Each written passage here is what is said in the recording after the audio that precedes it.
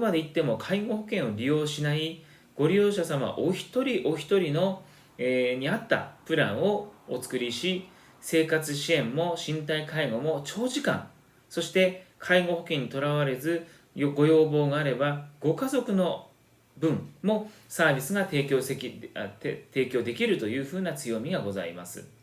このあたりが現行のサービスとは全く異なる部分になります。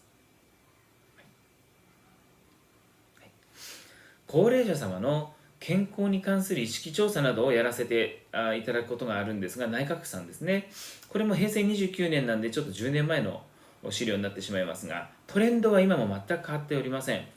ご利用される方はですね、実際自宅で介護をしてほしいという方が4割以上がですね、介護を自宅で希望されています。しかしこの数字も我々独自に調査した中身ですと、また数字が若干ですね、自宅